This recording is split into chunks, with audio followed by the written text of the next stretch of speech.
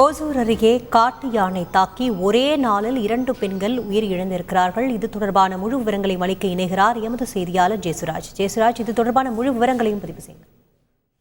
அதாவது கிருஷ்ணகிரி மாவட்டம் ஓசூர் அருகே உள்ள தேன்கனிக்கோட்டை பகுதிகளில் ஒற்றை காட்டு யானை என்பது நிறைய 2-3 இடங்கள்ல சுற்றித் திரியும் நிலை ஏற்பட்டுள்ளது. அதாவது இன்று காலை தேன்கனிக்கோட்டை அடுத்துள்ள அன்னியாலம் என்ற கிராமத்துல ஒற்றை காட்டு யானை அந்த பகுதி முழுவதும் சுற்றி திரிந்துள்ளது. இதனை அறியாமல் அந்த பகுதியைச் சேர்ந்த வெங்கடேஷ் ஆனந்த் என்பவரது மனைவி வசந்தம்மா என்பவர் காலை நேரத்துல கூலி வேலைக்காக அந்த பகுதிக்கு சென்றுள்ளார்.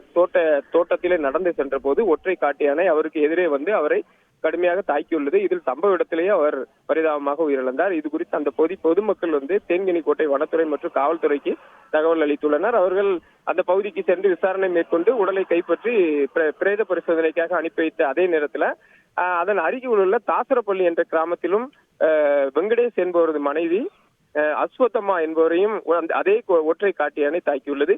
இதிலும் அந்த பெண் அதே இடத்தில் சம்பவ இடத்திலே பரிதாபமாக உயிரிழந்தார். ஒரே நேரத்தில் ஒரே காட்டு யானை 2 கிராமங்களில் அடுத்தடுத்து 2 பெண்கள் காட்டு யானை தாக்கி பரிதாபமாக உயிரிழந்த சம்பவம் அந்த பகுதியில் பெரும் சோகத்தை ஏற்படுத்தியுள்ளது.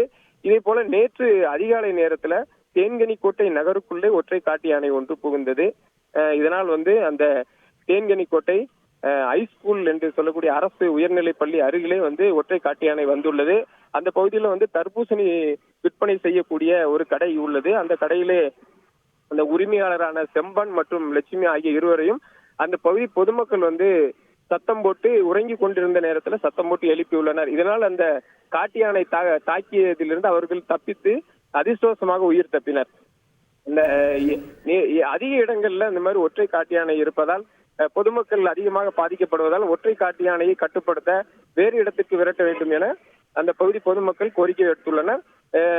2 பெண்கள் உயிரிழந்த நிலையில அவர்களது உறவினர்கள் தற்போது அந்த பகுதியில் சாலை மறியல் போராட்டத்திலும் ஈடுபட்டு வருகிறார்கள். உங்கள் விரிவான தகவல்களுக்கு நன்றி ஜெயசுராஜ்.